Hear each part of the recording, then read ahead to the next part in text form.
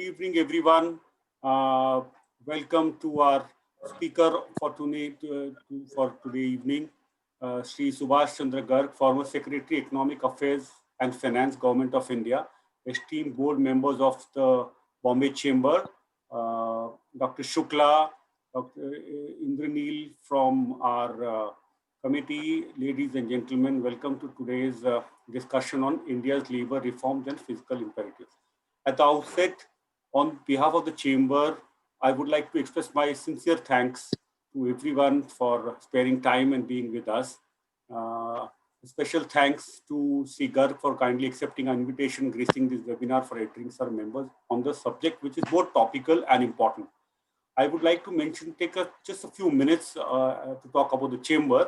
I have proud privilege to mention that the Chamber, established in 1836, has a long and illustrious history of continuous service to trade and industry. 185 years now. The Chamber represents a wide spectrum of highly reputed and professional run companies which are based in the city of Mumbai, but whose manufacturing facilities and commercial influence spreads across the state of Maharashtra, in India and also internationally, as a lot of companies are. The Chamber acts as a bridge between civil society, government and its member organization, and aims to promote the interest of all these stakeholders in the overall interest of the country. A few past achievements of the Chamber are in the region of being the instrumental in the first railway built in 1853, that is between Mumbai and Thane, Bombay at that point of time. The Chamber's relentless advocacy of eminent nationwide postal services and a lot of other activities are legendary. In the recent past, also the Chamber is actively involved in the Kala Ghoda festival and a lot of others. So,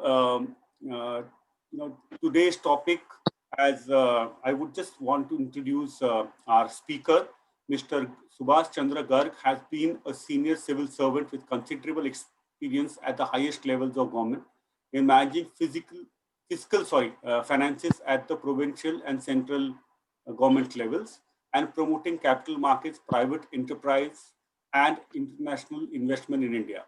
He also served as India's executive director in the World Bank Group, representing Bangladesh, Bhutan, and Sri Lanka as well.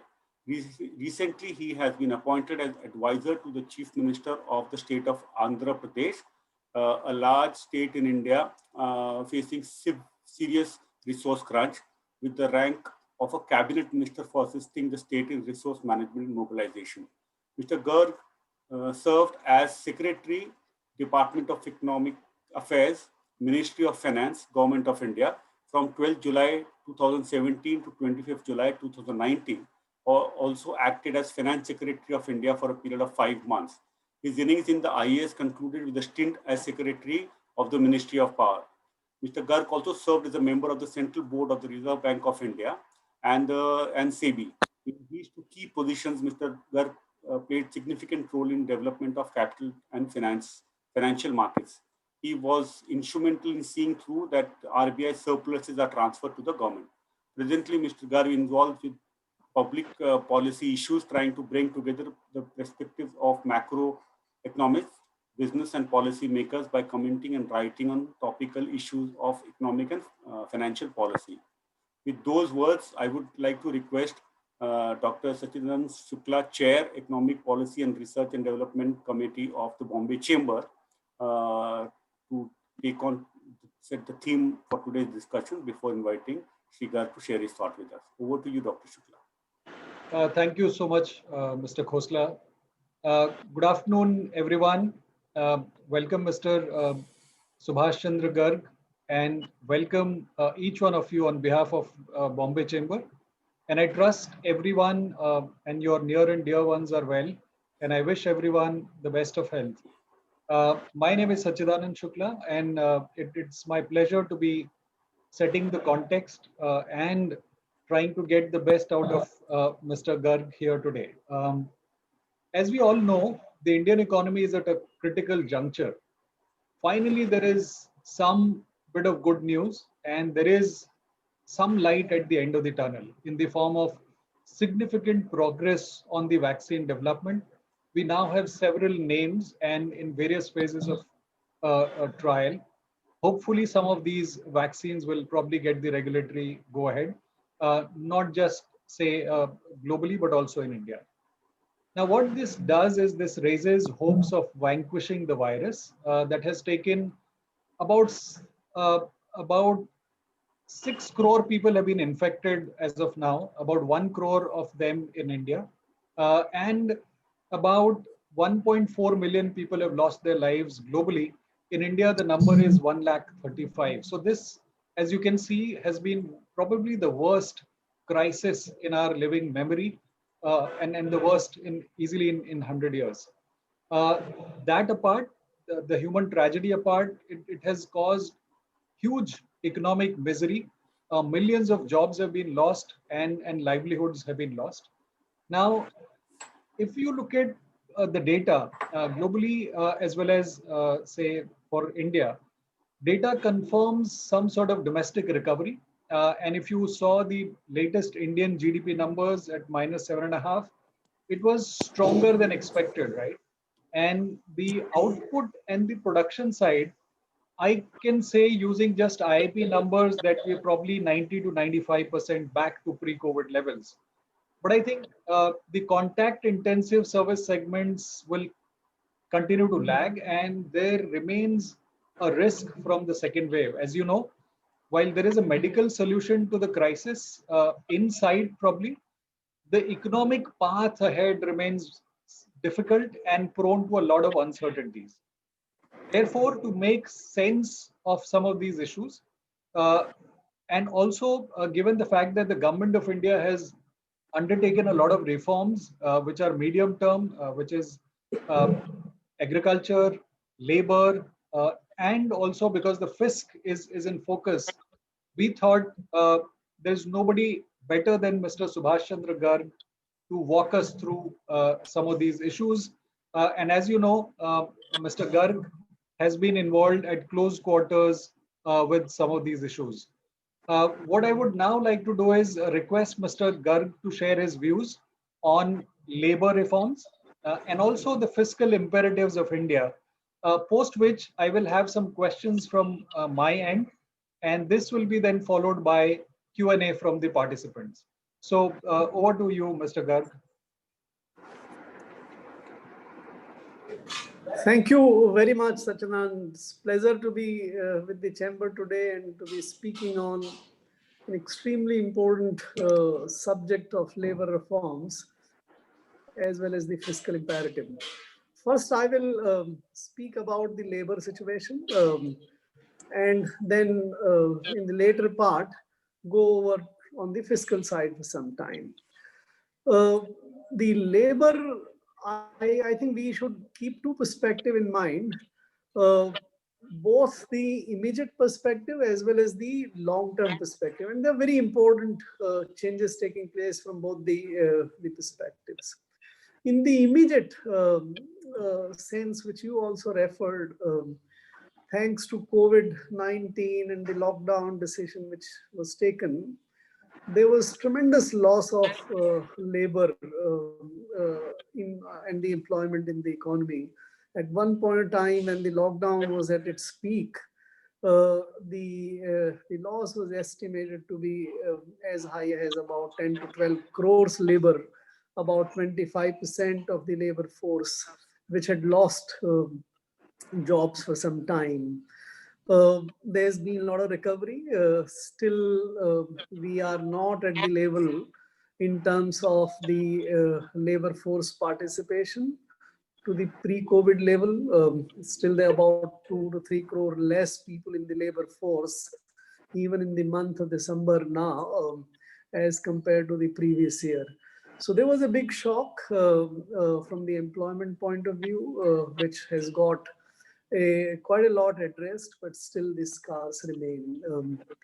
Likewise, there's been a lot of attention recently when the government brought about 4 labor codes to consolidate as many as 29 labor laws into 4 codes.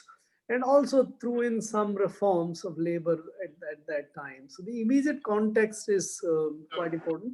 There's also another dimension from the immediate context of international labor being hugely affected. There is restriction on travel.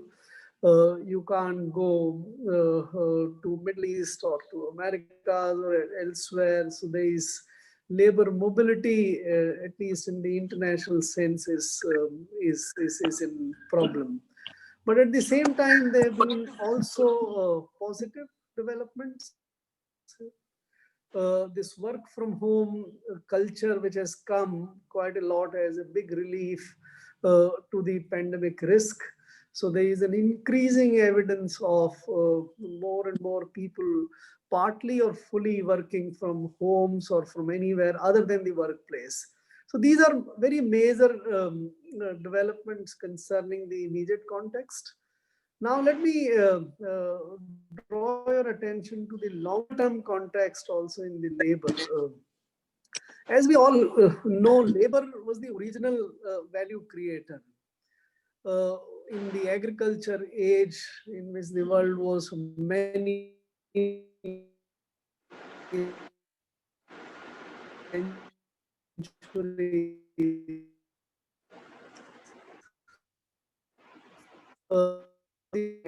jobs, capital virtually in these deliver the products. Though slowly accumulation of land in the hands of few started getting in evidence. Then corporate agriculture also came into being, and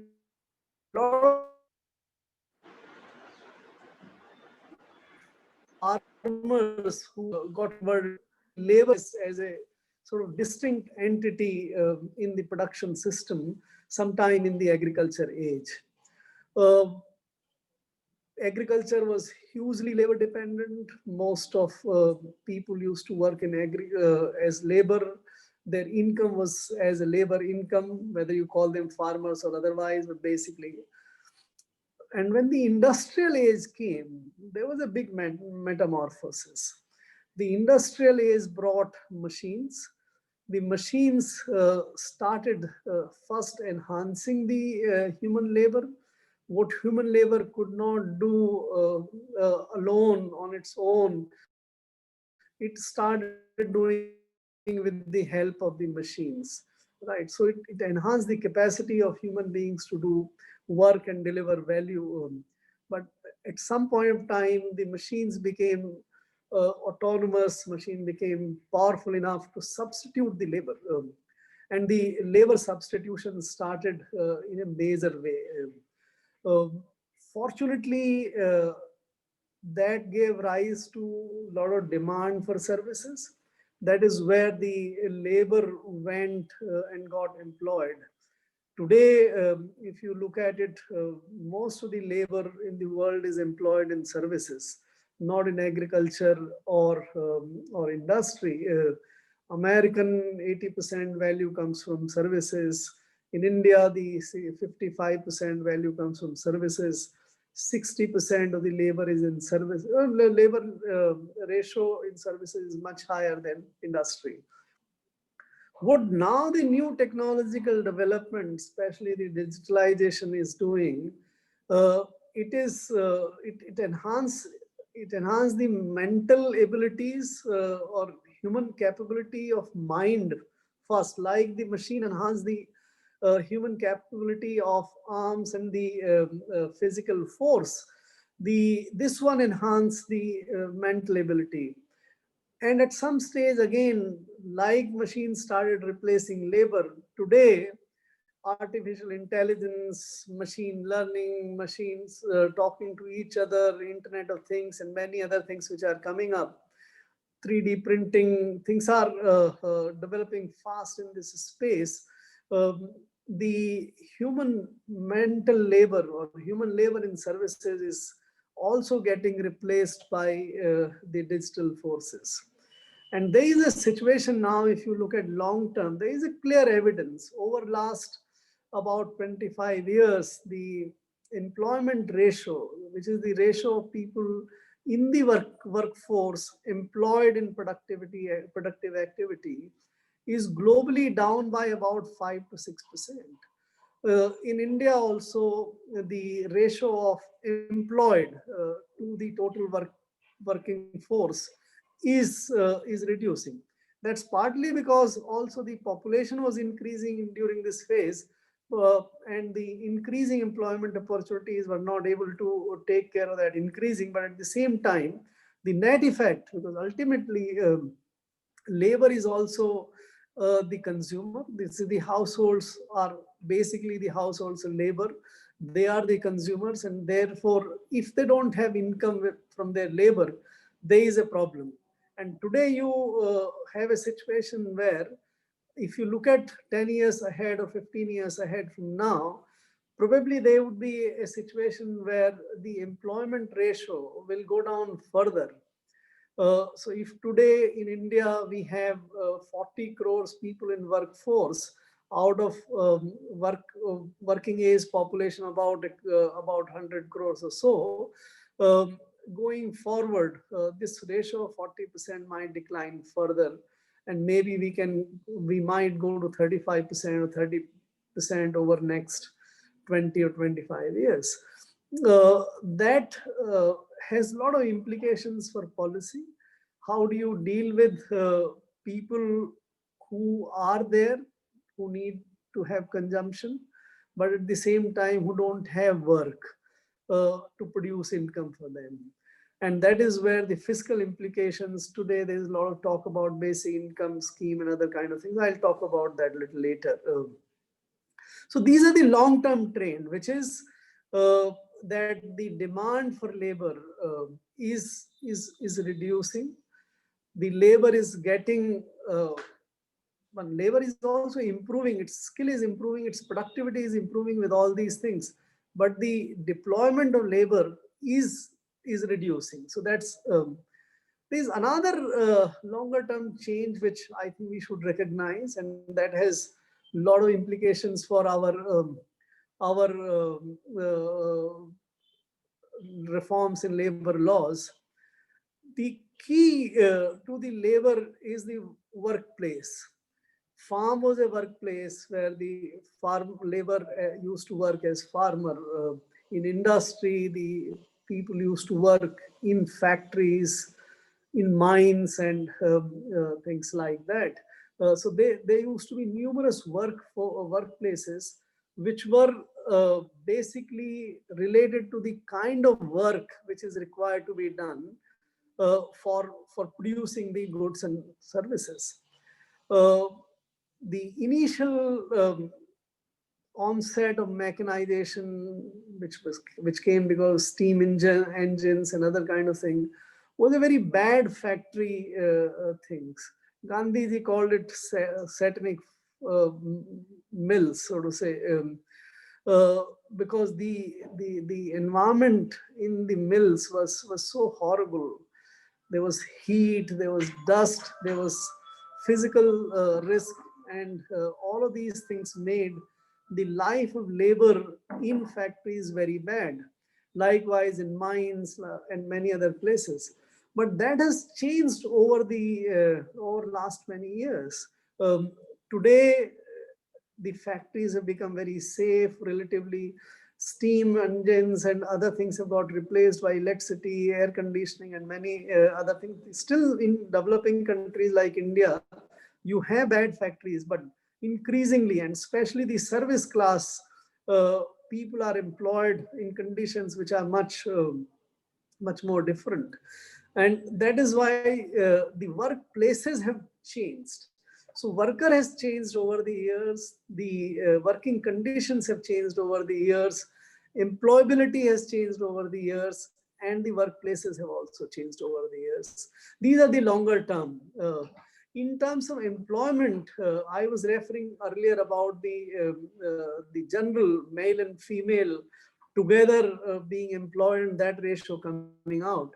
The bigger burden of lesser employment actually is being borne by women.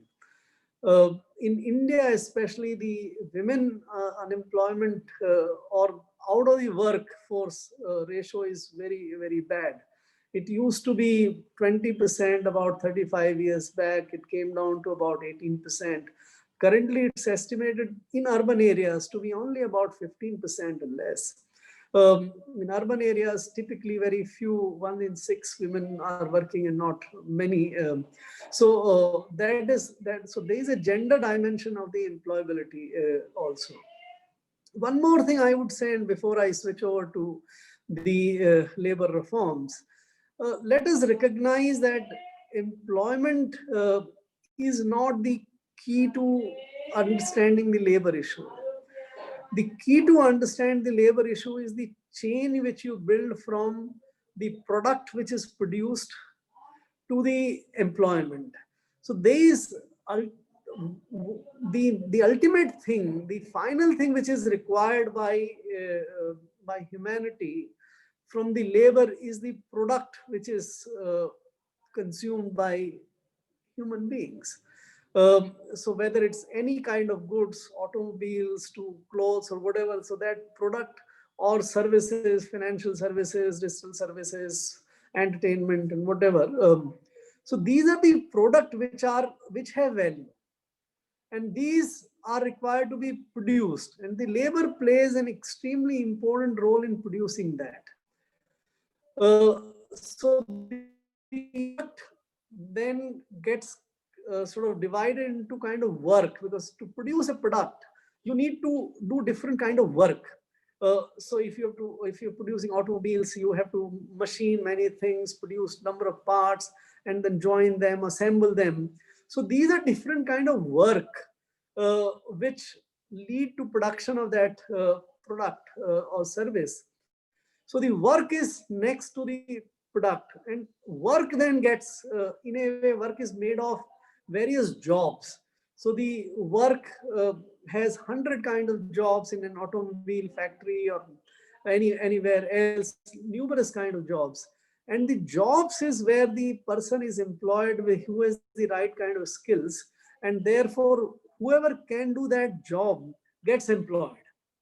So I think that is the equation which we sometimes tend to believe that if some government is hired some clerk, then that's if there is a clerical work, there is an employment and there is a product at the end. But if there is no product at the end, the labor employed is actually not employed. It is closer to charity or dole rather than the employment. So I think that is what we should, in my judgment, keep in mind. Now, when we come to the labor reforms, I think we should keep both these immediate context as well as the longer term context in mind. So the kind of laws which have been consolidated in the reform package recently, there are 4 sets of laws basically. So you have one set of laws which relate to payment of wages, compensation, bonuses, and things like that. So that is the compensation to workers. So this is one set. The other set is workplace conditions. So that is the workplace safety and security kind of law which has been brought in. So there are different kind of settings which were there earlier. So there was a mining law, there was a factory act, there was also a lot of other smaller, including medical representative, there was a law. These were the workplaces. All of them were different kind of workplaces which have been consolidated into one law. Then there is one relationship between the employer and employee, or employer and labor, which is very important, because there is basic sort of, if I may say so, conflict in the interest of the employer and labor. We must recognize that, because the value which is produced in factories or in any workplace in the form of that product is actually shared by, in my judgment, 3 basic stakeholders.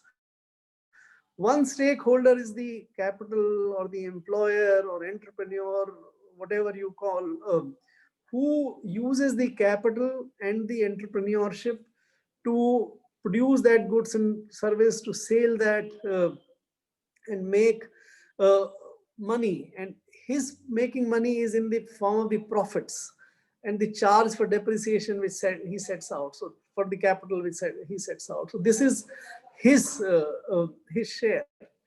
And it's quite natural to believe that the capital would try to maximize its share out of the value added. Then the second one is the labor, which is the predominant force.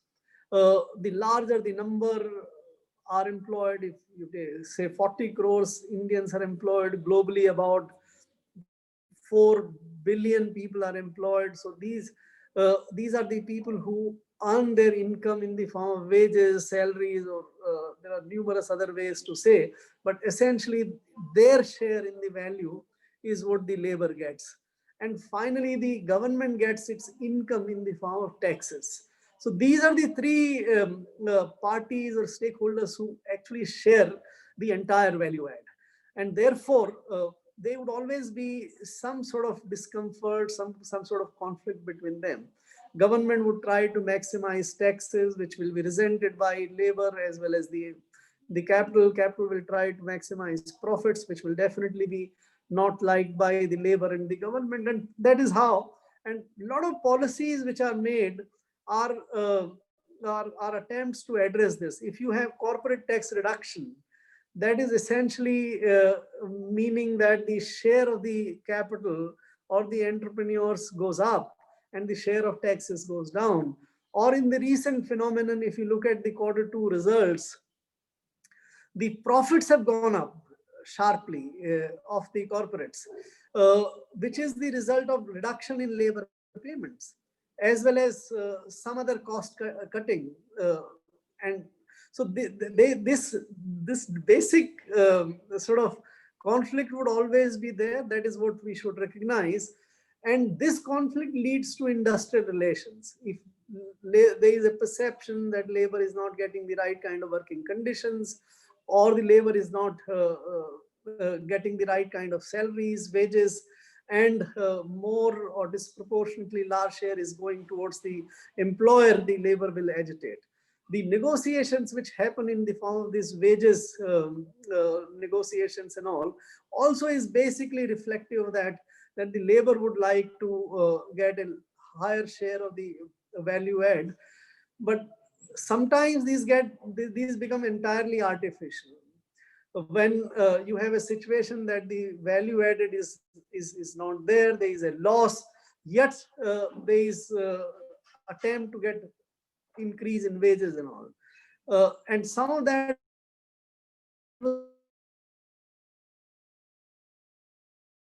in last 40. So you had a bonus act, which said that you have to pay this bonus, even if you are in big losses. So the basic theory, a basic understanding of division of the value add got disrupted. So this is the third law, the industrial relations law, which addresses this kind of issues. And the fourth one is the social security. So labor has a working life. After working life, it still needs income to support itself. So you need pensions, you need otherwise. Labor might get temporarily unemployed during those bouts of unemployment. You need to get some relief, some support from that. That's why you have unemployment allowances and all. The relationship or the steadiness of income gets further disrupted in the new form of labor employment, whether it's gig economy or platform economy and like that.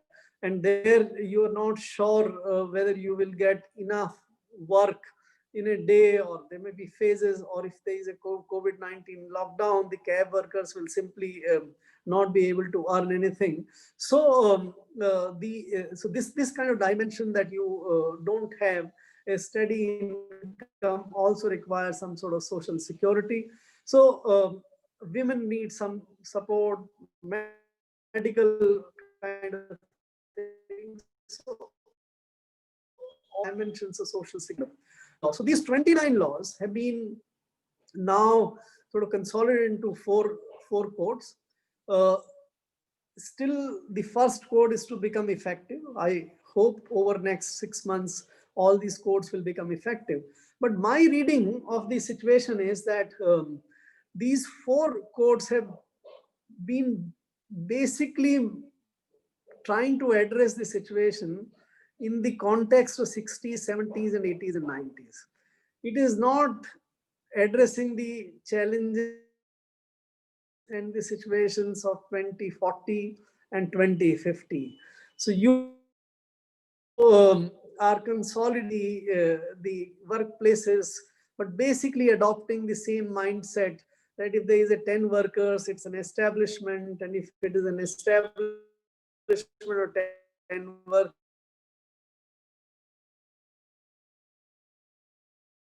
of rules.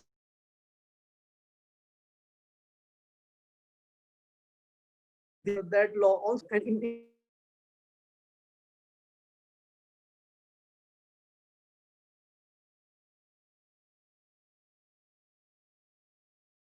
and sales representative regulations have been imported. So it's a consolidation, but it is consolidation of, in the sense that you have brought all of these under one. Unfortunately, that was the case when government earlier tried to reduce the number of development schemes with umbrella schemes. So there were about 23 or 24 agriculture schemes, which were then merged into one single green revolution scheme. But then as parts, all of them continued as it is without change. So similar thing is happening in this case also, that the new consolidated laws in the parts, if you unravel them, you find them that almost old thing is continuing as it is. In wages, bonus, nothing has changed. It's almost same provisions imported into one single law. There's been some welcome change, and there's been some movement only in the industrial law, where again, this is the mindset of old time, that their factories, if factories lay off and those kind of things. So if you increase from 100 to 300, more number of factories would not require the government permission. By the way, I don't ever understand that why should government be in the business of giving permission or not permission? What does government know better about running industry or the labor relations?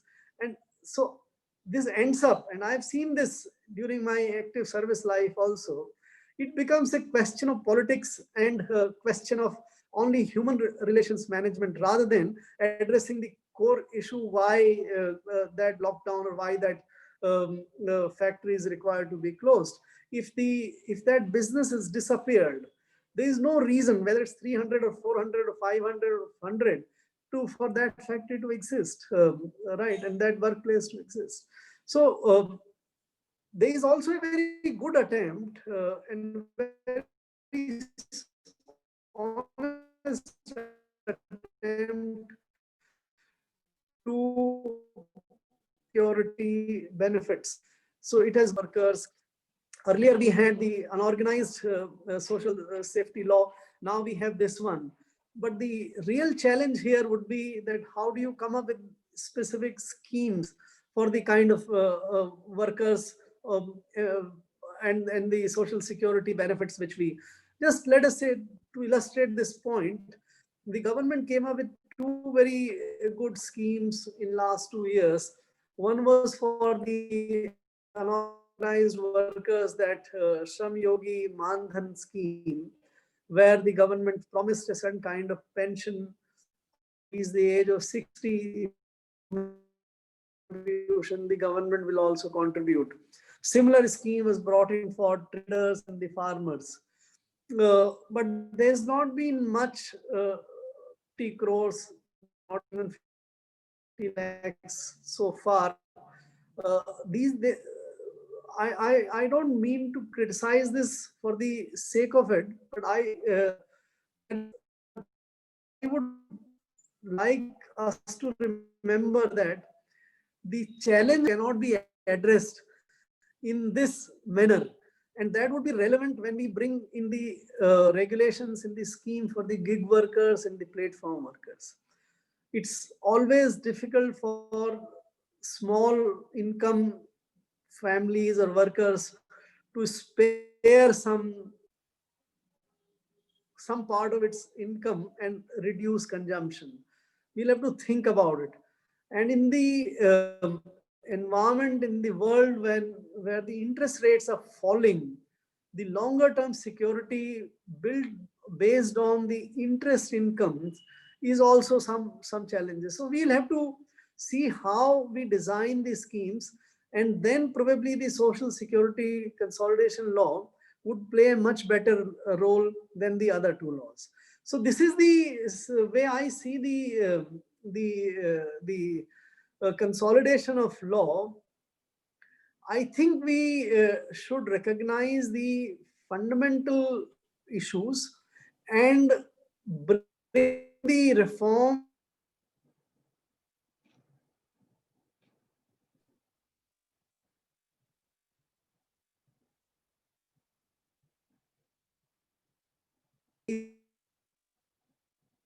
called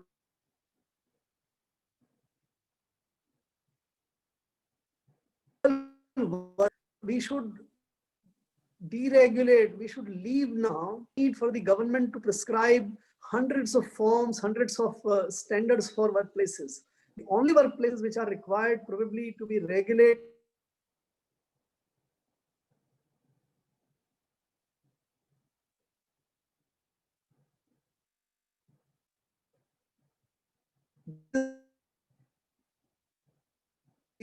physical safety.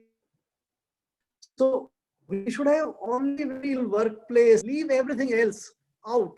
Just take the government out. It's no longer factories of 1950 or 1850. The factories are different.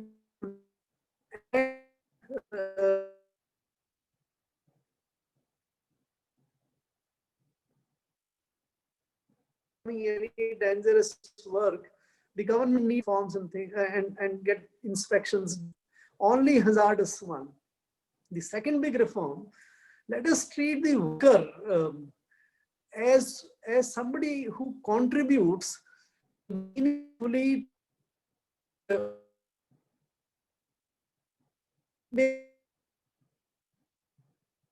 the form of employment, it may be in the form of gig workers, and be largely left between the employer and the workers to negotiate, except when you are in a situation where the exploitation takes place. Today, even in the new consolidated law, there are about 2,000 categories of employment for which the governments prescribe minimum wages. These are not enforced, these are not actually seen, and but the exercise to fix these minimum wages takes so much of time and takes the attention away from the productive work to other kind of things. You don't need a minimum wages law, minimum wages for 2,000 categories of workers, which still leaves out 90% of the workers out. What you need is something like minimum employment guarantee law, which is there, that anyone who doesn't get gainful employment is assured to get a minimum wages from a public work. And public work we can expand to include a lot of work which is required to be done from the pollution point of view, cleaning of rivers, cleaning of environment, pollution, many other things which the public works requires, and the government can employ. And that will take care of the fact that the minimum wages is auto-regulated and autonomously taken care, rather than doing this big clerical mechanical exercise of fixing some wages which is not revised, which is not enforced, and creates a lot of conflict. Likewise, I think we should bring one single business law. Every business is important. Today, 90% of businesses are small, informal workers. No one in the pandemic situation, post-pandemic situation, it is these businesses which suffered. Many of them are still not on their feet, but no one knew about it. The government has no record. The Udyog Aadhaar system, which is the only system where some registration is made for the MSMEs, has only about 1 crore entries, whereas we have 8 crore small businesses, medium businesses, tiny businesses of all type. The 7 crores are simply of the banks provide loans to about 45 lakh MSMEs. The rest of the businesses get no sort of support in the form of loans also. So what we should be doing is to create a system where businesses are registered and all businesses and facilitated. I have written about this also. So I think these are the longer term reforms which we need to do. I'm conscious that probably I've taken a little more time, so I'll just wind up. So this is the reform. Now, fiscal side, just in a couple of minutes, fiscal side is seeing large amount of stress because of this one. The biggest hit is on the taxation side. My calculations suggest at the end of November that we'll probably have about 4 to 5 lakh crore shortfall in revenues this year from the budget numbers. The government has also partly recognized it and has gone for borrowing of 4 lakh crores more. Expenditure side, government has chosen to sort of put a leash on the government expenditure. In first 6 months, the expenditure in terms of proportion to budget is lower than last year. This is surprising when we have so much of fiscal stimulus announcements and others, but it is the fact. In the remaining period, hopefully 6 months will also take off, and therefore still the when you account for the food subsidies and others which are outside the fiscal accounts, probably about 1.5 lakh to 2 crores of additional expenditure would be over and above budget. That would mean that you have fiscal deficit which will be about 3% higher than what was budgeted. So you are looking for about 6.5% of central government fiscal deficit, which is very high. This has impacted the economy. Lockdown impacted the economy. So this year is likely to be quite a difficult year. We are certainly going to have a contraction, a very large contraction. It may be between 7 to 10%. My estimates are that it will be probably closer to 10%, which is a very, very severe shock to the economy. Everybody would get the pain, whether it's labor, whether in industry, especially the MSME is not the larger industry, and the government. And we are in for a difficult this year. Hopefully next year things would turn out to be better. You mentioned about the vaccines. I hope that also comes in, and the immunity is also developed. The government also keeps the industry and the businesses going. And so next year we should be able to bounce back. And that is how in the labor, the government doesn't spend much on the labor. Fiscal expenditure is quite small. That's not really, there are two schemes on which the government spends much. One is the pension contribution, and the other one is this employment PF contribution kind of thing. So fiscal implications of labor are not very large, but the larger implications of the economic situation like lockdown. I think I'll stop here and welcome your comments, questions, and then I'll go on further. Thank you very much for patiently listening. Thank you so much. It was a wonderful recap of the entire labor issue. You walked us right from, say, Mahatma Gandhi's views till some of these latest reforms. What I want to do now is probably spend a little time and get your views on some of these labor issues and then jump to the fiscal. From whatever I heard from you right now, you don't seem to believe that the labor reforms that have been done, they're not game changing. Am I right in that? And also, um, how do you I think that? don't. Yes. So uh, please give me 30 seconds. I'll just reframe the question. So from whatever I heard, it doesn't seem like you believe these are game changing. So I wanted to know, how will this impact corporates, and what kind of reforms or policies does India need to create enough jobs? Like, we've been having this jobless growth phenomenon for the last, say, decade and a half. And given the demographic dividend, what should we be doing from a 2030, 2040, or 2050 perspective, like you just pointed out in your uh, speech? That's correct. I thank you very much. In fact, I referred in my talk very clearly that these reforms are addressing past 50 years. These are not for the future, honestly. These are, we should visualize the labor situation, the industrial productive system for next 40, 50 years. That is where I said we need to reform the workplaces. We should get the government out of everything except the hazardous workplaces.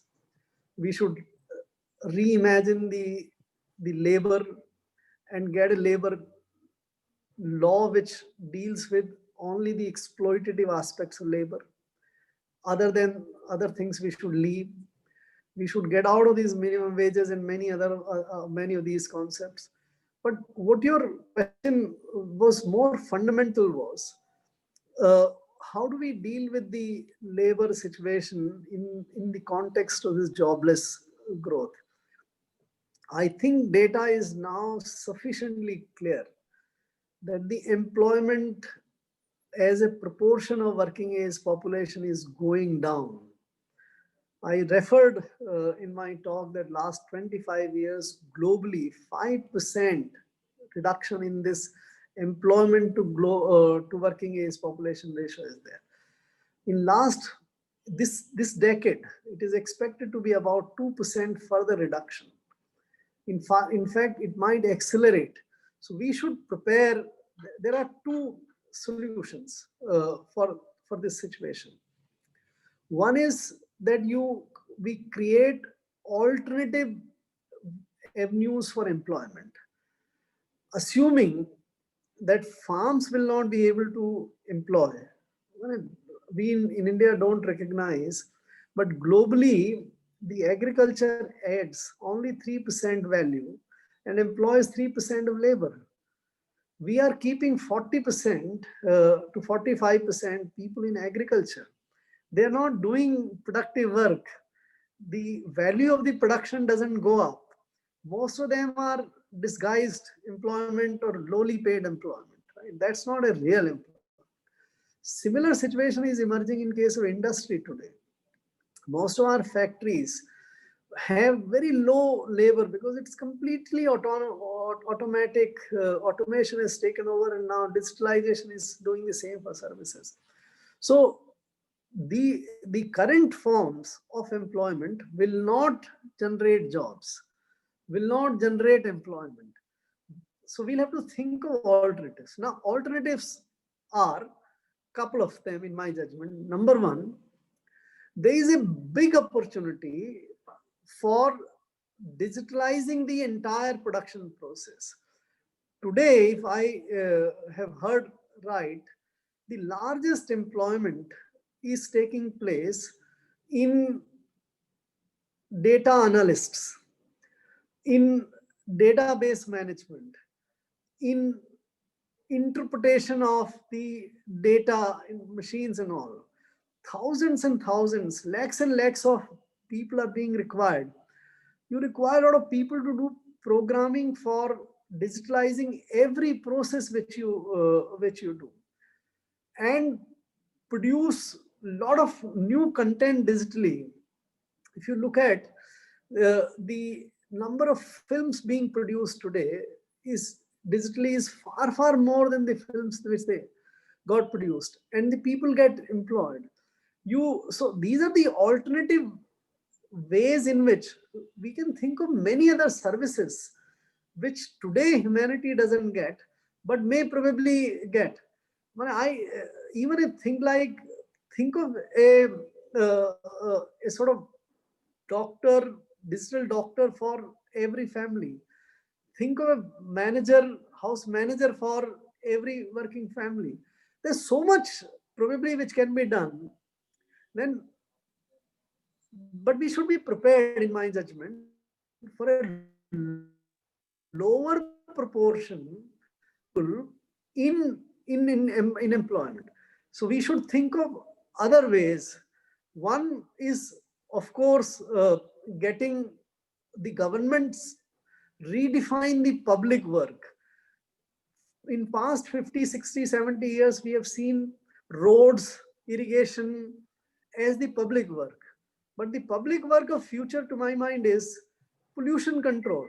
Why should we clean your rivers, clean your environment? That is the largest public service and public goods today which the government can deliver. Move away from the roads and other kind of things. And finally, I think in this respect, we should today the world, because it was decided 100 years back that the working age is 15 years plus, right? In our concept, brahmacharya was 25 years. I think we should change the mindset that no one is needed to work until 20 years or 21 years. If you can change the age of marriage, why not change of work? Because if you require lesser number of people in workforce, you don't have to put children into that. Let them study, let them get themselves prepared, acquire skills, acquire abilities, enjoy the world for some time, and then come and work.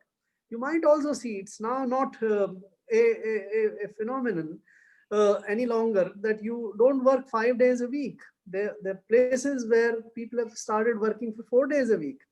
There is now very much a possibility that you can have a 3 days working weeks, so that larger number of people can work for smaller number of days and the rest they can spend on entertainment. And finally, to my mind,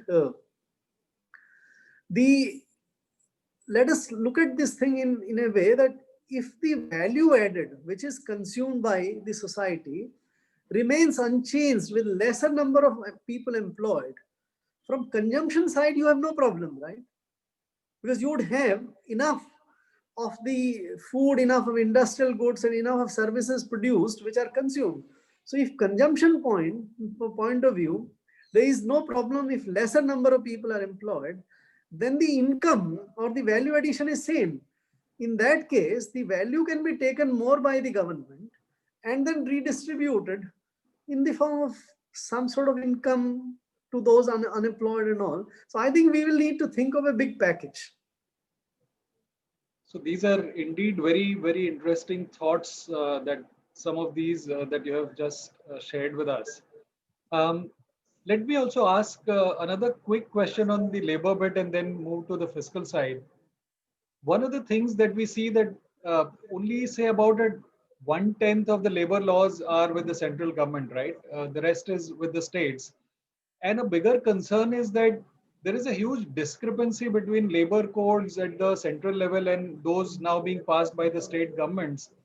Now, for a corporate, for an entrepreneur, how does one face these dissimilar labor regimes all over India? So, for example, these fragmented set of labor policies, this does not really help businesses navigate this entire thing, despite whatever we say in terms of ease of doing business. If states have their own set of rules and then the center comes with an umbrella sort of a policy. So how do you see this really from an entrepreneur's perspective? So labor is a concurrent list subject. The central government can virtually have the final say on the labor laws. The states play subordinate subsidiary role because the situation in different states are different, so they may go for different kind of rules when they make the rules. Laws are basically central laws. The state laws are very few in the sense there may be some augmentation of law or otherwise, but primary labor laws architecture is that of the central government. The solution, in my judgment, is to simply cut the big flab. I was speaking very clearly in my judgment that you need one law for workplaces. You don't need a shop and establishment act. Don't need a factory act. You don't need a mines act. You don't need a medical representative act and things like that. You just need one simple workplaces act. And that too also for hazardous workplaces. We should deregulate. There should not be any regulation either of the central government or the state government. Then what you are referring to as the burden of the industrialist or the employer or the business will simply go away. I don't think the solution is to reduce 100 forms to 10. The solution is to do away with 100 forms in 80% of the cases and retain only one form for 20% cases. I think we are less ambitious. Sorry, I missed the last bit. 100 forms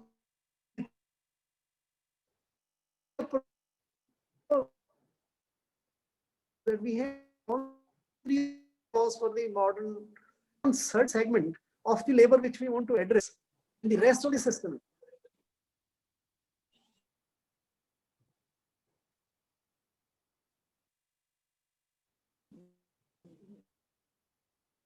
Sorry, Mr. Garg, I think there is some bandwidth issue. Not able to listen clearly.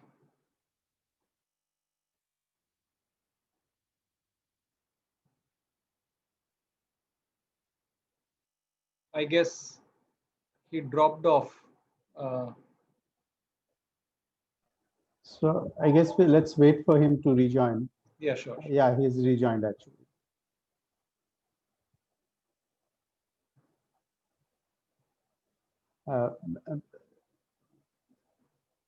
Shri Garg, are you there?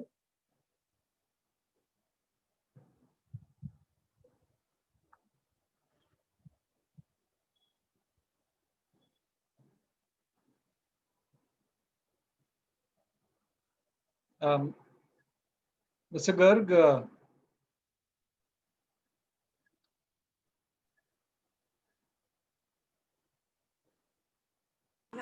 I think his bandwidth was low. Yeah. So perhaps. Yeah. Sugita, can you please call him up and check? I think my outfit is very beautiful, but I don't want to like So I think some of the ideas, I mean, some of the things that he mentioned clearly make sense. Cutting through the clutter, right? Indranil, some very nice sounding practical ideas, but yeah, I don't know how far that's going to be politically palatable with the kind of demands. But yeah, I think the solution clearly is not really reducing the number of forms, etc. And that one workplace idea seems to be pretty interesting. I hope people listen and people follow through. True. Sugita ji, can you just check with him if he's able to join? Or... Sure, I will. So apologies, I think this is probably the flip side of technology, right? While it enables us to connect remotely, we also have these issues sometimes. People just get dropped or we have some issues listening or viewing at times. Correct. So please bear with us. Yeah, there he is connecting back. Yes, he's back. So please go ahead. Good evening, Dr. Garg. You're back with us. Can you hear us? He is on mute. Dr. Garg, Mr. Garg, you are on mute actually. Am I audible now? Yeah, Yeah, you You are. can hear. Yeah. So there was a internet drop in, I think, on my side, which is what made probably me go off. Let's resume. So, some very interesting ideas that we heard, Mr. Garg, and I think what I'll do is now jump straight to the fiscal side. So what we've seen is there is this debate over fiscal policy, and these debates tend to be framed in terms of how governments will have to eventually foot the entire bill of the pandemic, right? Now, this is understandable given the context. And globally, I think about 12% of global GDP worth of spending has been done by governments already. And to put it in context, I think during the global financial crisis, it was just about 2% of global GDP. Right. So I think there are two things that we need to understand here. One is we need to distinguish between the flow, which is the budget position, the deficit and all, and the other is the stock, which is the public debt part. So just wanted your views over there in terms of fiscal policy. We have really seen that fiscal consolidation in India is typically a result of lowering of expenditure, right? And revenues have largely remained static.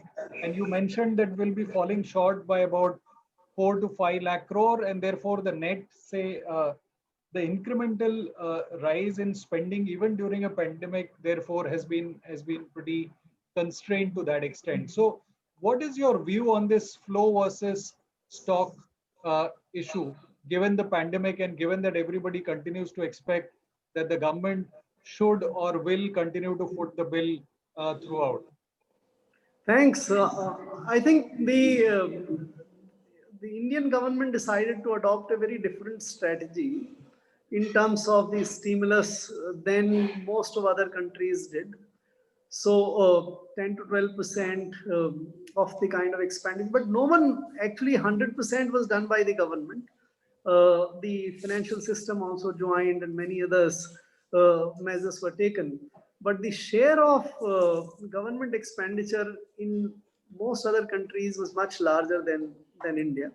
India chose to go through the liquidity route, and the financial system providing the support rather than the government.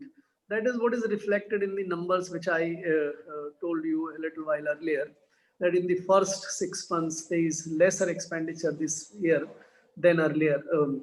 So that is the difference in the approach which India adopted. We in terms of flow and that kind of situation. So, but since we have a large shortfall on the revenue side, the government has to perforce borrow, and that is going to add to the debt. Right?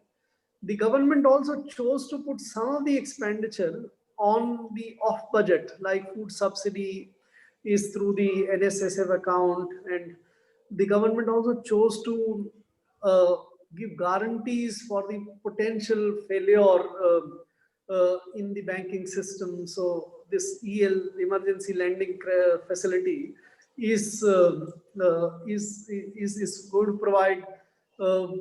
It might land up in the government's lap in times to come for the government to pay if the loans fail, and they are definitely going to.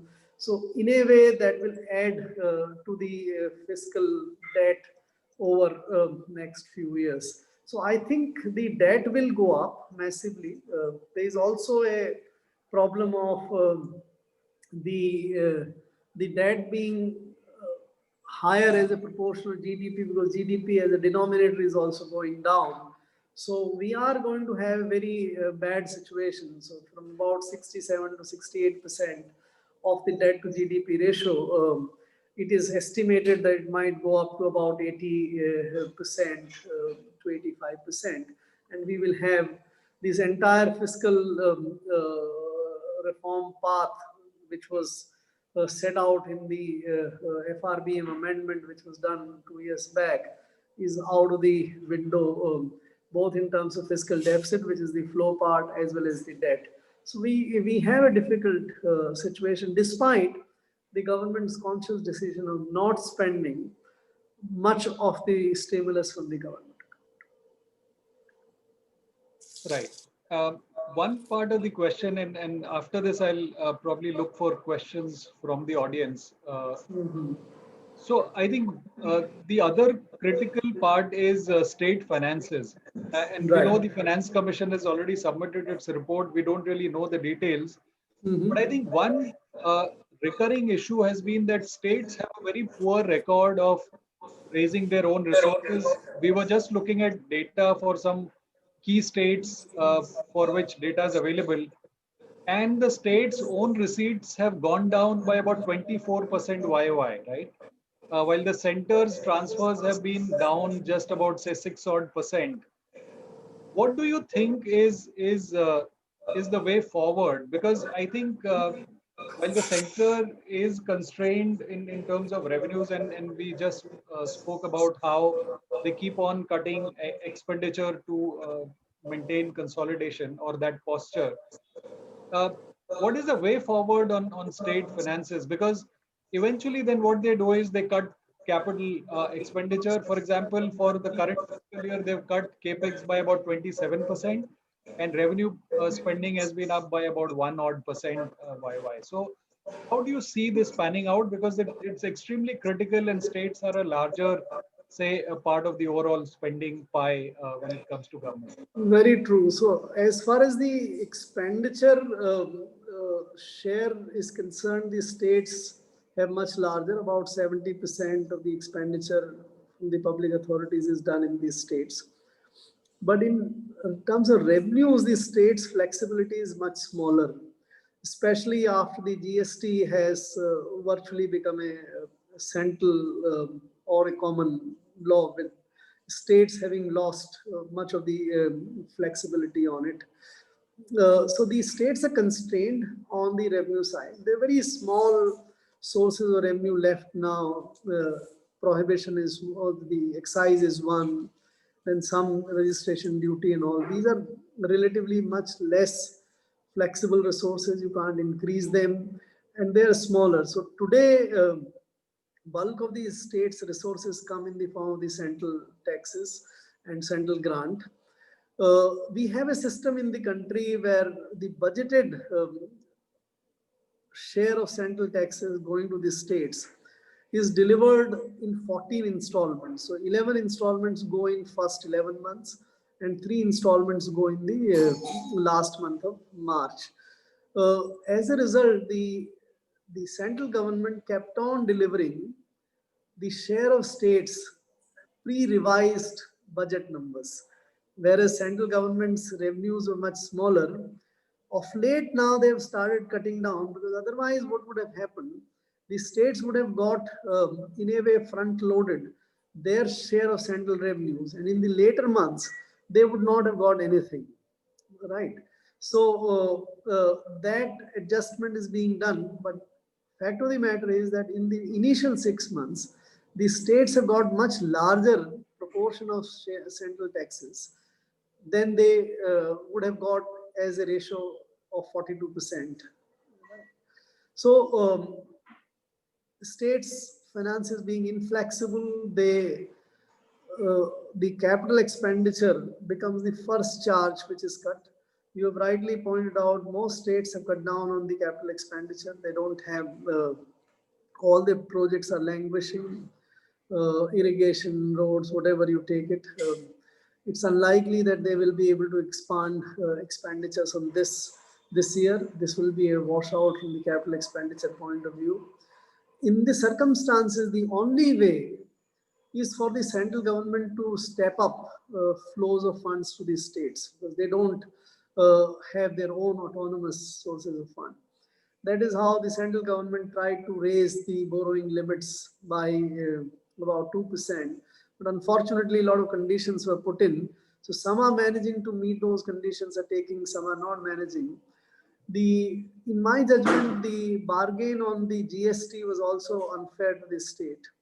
The government should have given the entire shortfall as grants, and if required, it should have borrowed. The states are going to suffer fiscally, so since they don't have the ability, any other source to meet. Some of them are trying desperate measures to borrow through the corporations elsewhere to somehow manage.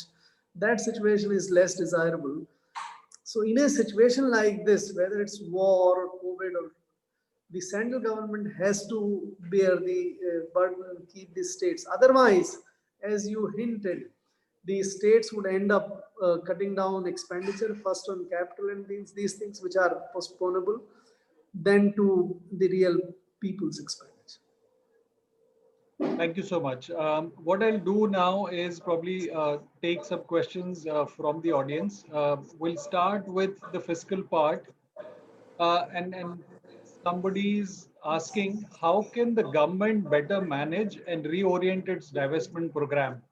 What kind of revenues can the government garner from asset sales, non-CPSEs, for example, land, etc.? And a related question, maybe you can then answer it together.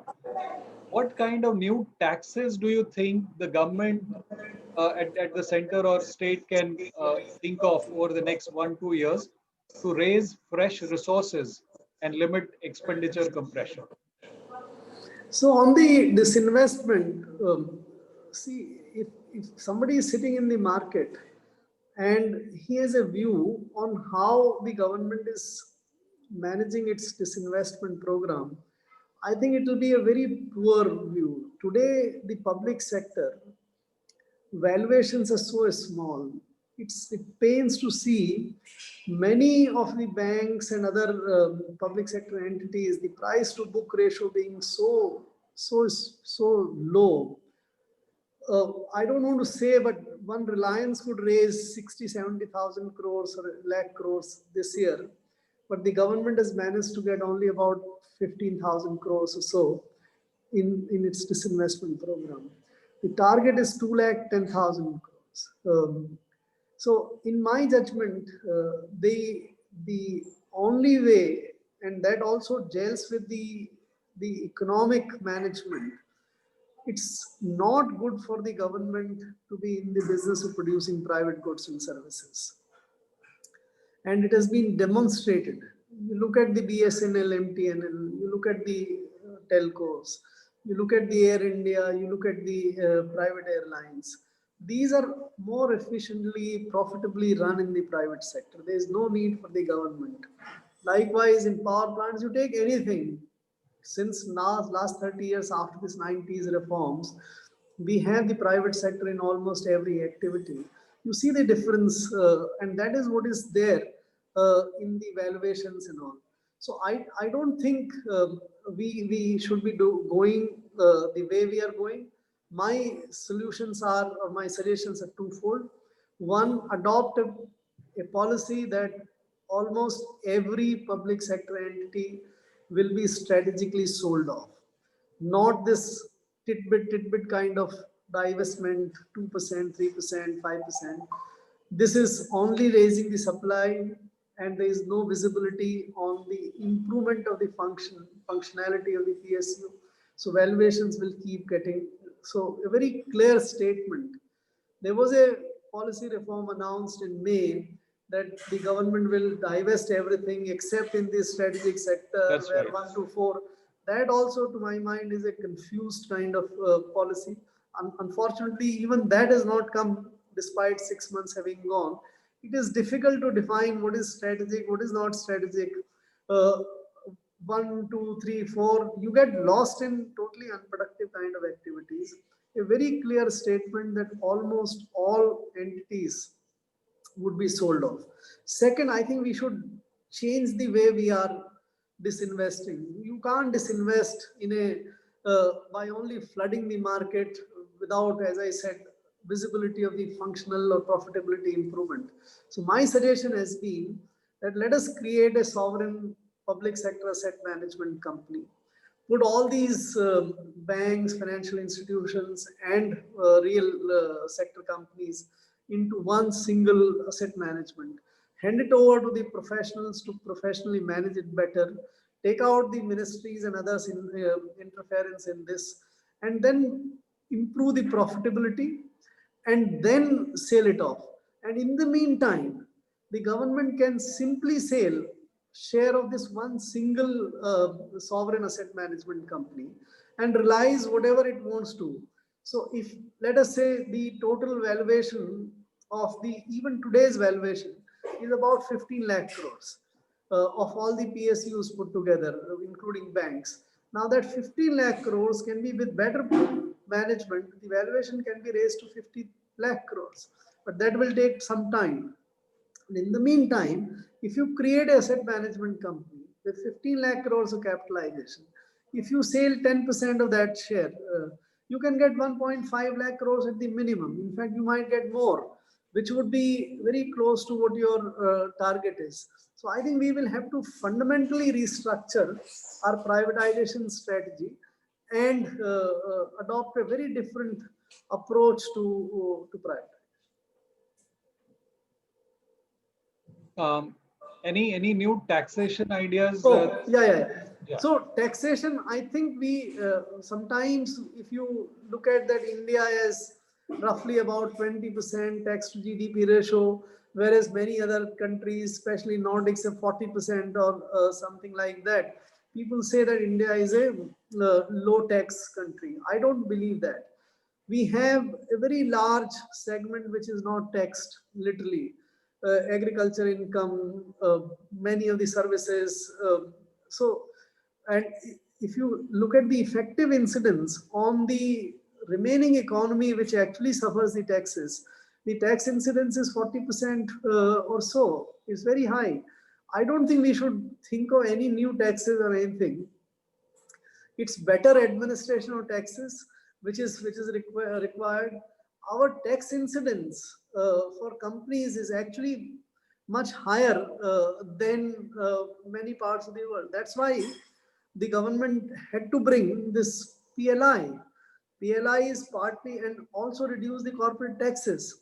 So these were the attempts to bring the or to set right the cost disadvantage of Indian companies. There is still a lot of other disadvantages which are required to be addressed. But I don't think taxation raising, the only segment where probably something can be done is the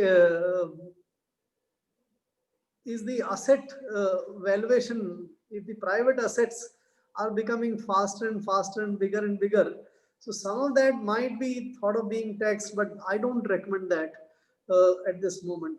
We should do better taxation management and grow the economy for higher tax realization rather than squeeze more taxes. As I was saying earlier, of the three parts, if the taxes taken are more, you leave less for the corporates to reinvest and less for the workers to take home for consumption.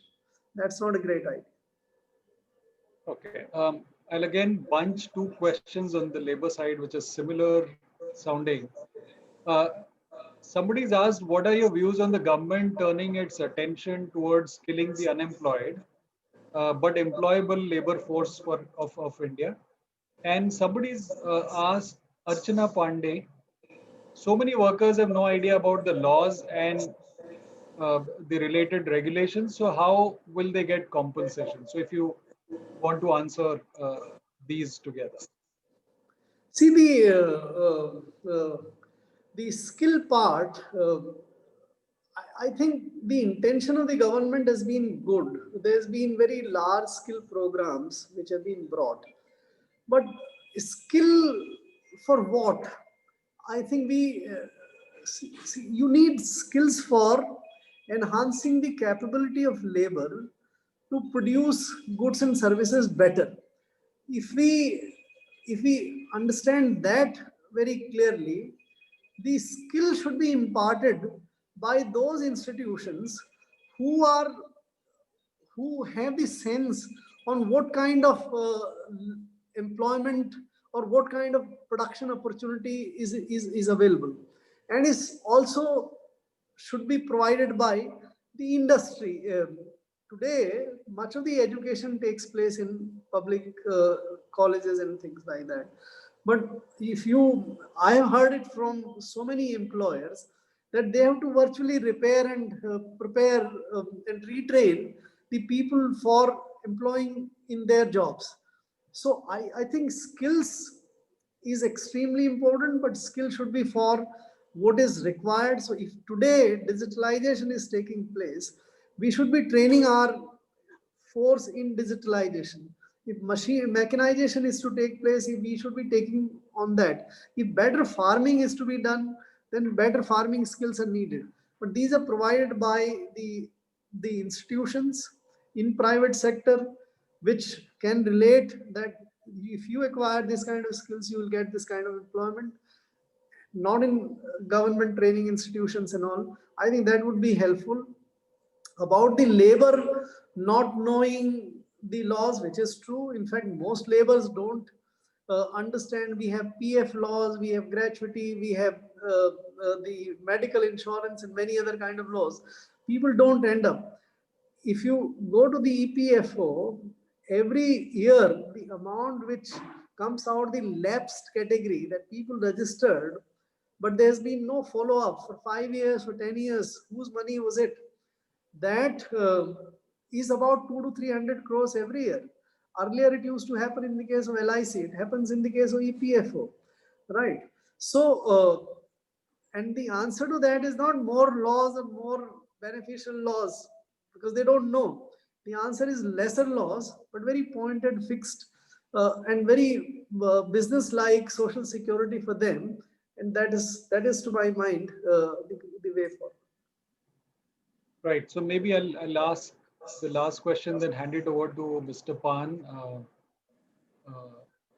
for the vote of thanks. So just very briefly, if you want to answer, your views on the PLI scheme, will it really help manufacturing?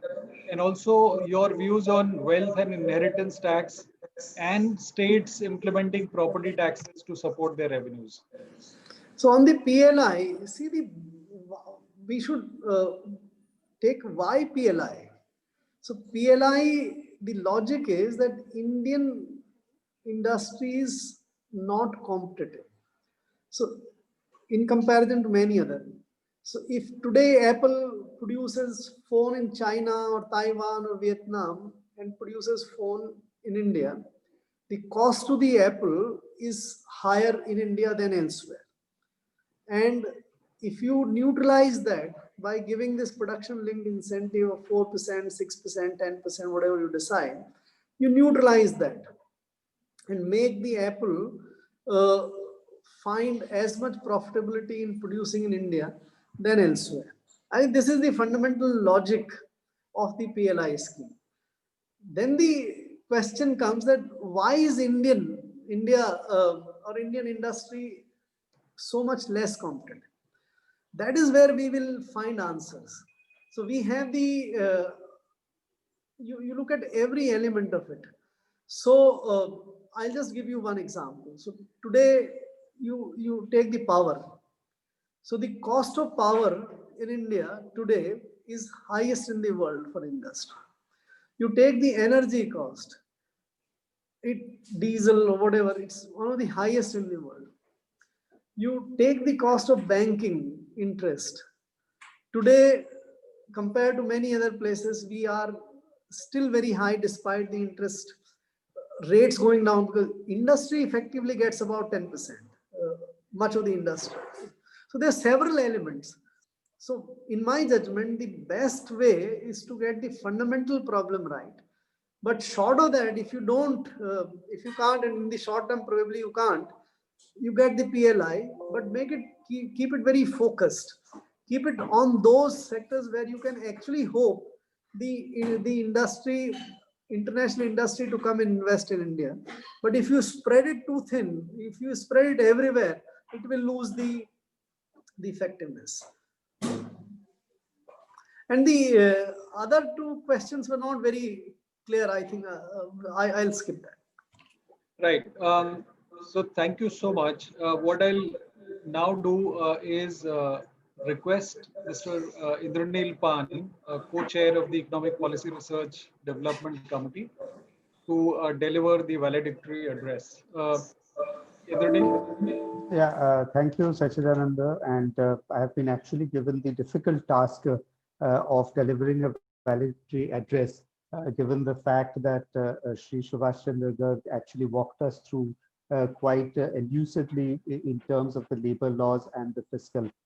My initial concern before the seminar was that these were very diverse topics, and I really was sort of trying to figure out how he will do it. He will walk us through both these supposedly diverse topics, but at the end of the day, I think I am as much educated as anybody else in this room would be.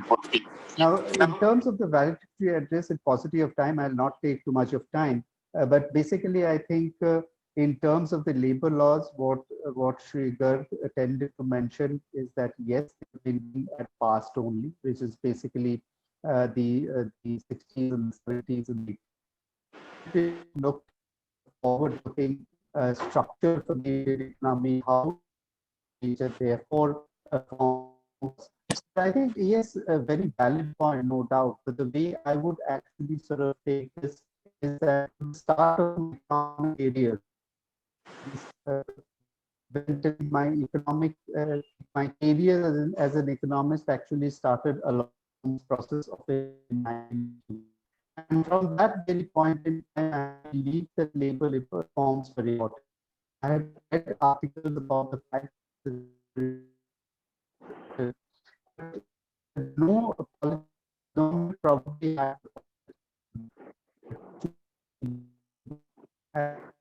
is one of the sort of important dangers they come to in terms of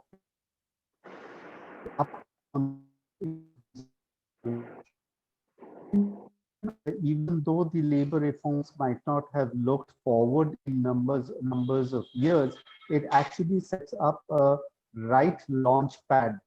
And as India's GDP grows and as the challenges of supporting the large labor force, given the fact that we've still not possibly very clearly had the benefit demographic dividend, and as these challenges actually continue, I think some of these labor laws definitely will get refined as we go ahead in time.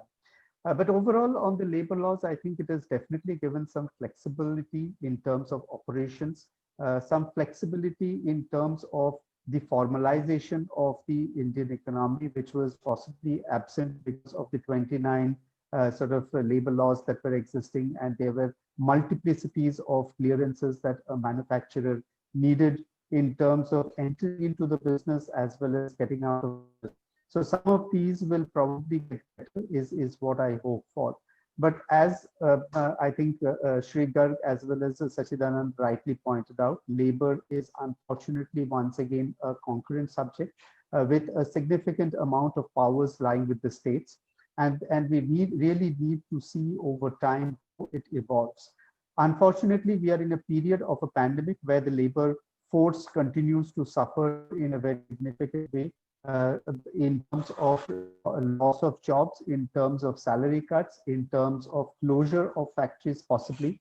And as Shri Garg also pointed out that we have about in terms of the data that we have in terms of smaller unit operates the country, it is just a fraction of the total number of smaller operating units in the country.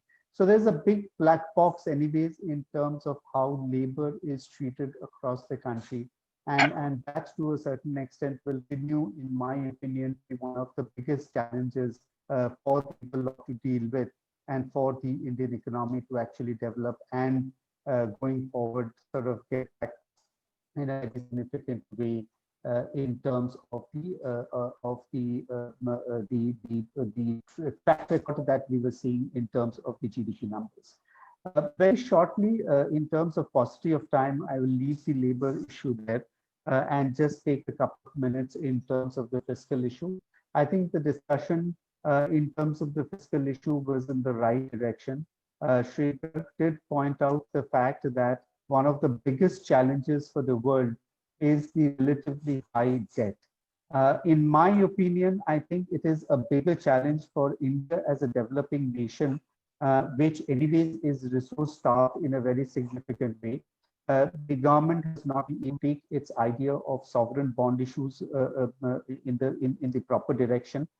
Plus, inclusion in the global bond indices has not also happened, which is also likely to put additional pressure in terms of the government's ability to meet the high fiscal ability to serve the high debt. And therefore, my worry continues that it is not really an issue of the current year alone.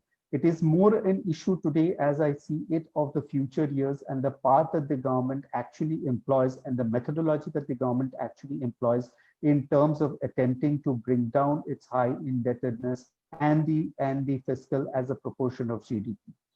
For that extent, I think obviously the need of the hour is to streamline all the revenue generation processes, streamline the GST, which continues to have significant amount of loopholes. And that, I think, is one of the biggest challenges for India going forward. The unfortunate issue, in my opinion, at this point in time is given the fact that the per capita GDP of the economy also is on a downward journey. The inequality in the Indian economy is possibly likely to increase. Some of the gains that we had possibly garnered over these years in terms of shifting the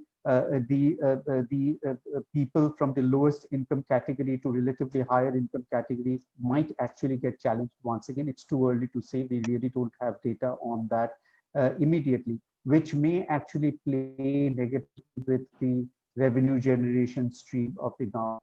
Having said that, I think my concluding comments on the valedictory address side is that we had a fantastic opportunity today to listen to Shri Garg and understand his wide experience that he had anyways had in the government and coming to the current scenario of the pandemic. With this word, I'll hand over to Dr. Shogita to deliver her a vote of address, a vote of thanks. Thank you, Indranil. I'm indeed privileged to perform the pleasant task of proposing the vote of thanks today. On behalf of the Bombay Chamber and on my own behalf, I extend sincere thanks to Sri Subhash Chandra Garg, former Secretary Economic Affairs and Finance, Government of India, for sharing his thoughts today on India's labor reform and fiscal imperatives. Thank you, sir, for your address to our members. Special thanks to Vena Party, Gravity Industry, CSR for supporting us to materialize important research. I would like to extend heartfelt thanks to Mr. Sandeep Khosla, Director General, Dr. Sachidanand Khosla, Indranil, Chair and Co-Chair of Economic Policy and Development Research Committee of Bombay Chamber for their support. I would like to thank the board members, all August participants for taking their time from their bed, participating to all activities of Bombay Chamber not be accomplished without the consistent support of the I would like to communicate thanks to Aparna Singh, Executive Research, and I faculty of Bombay for cooperative commitment. I hope you submitted the platform. Dear participants, your valuable will help us formulate our future plan more. I thank you all once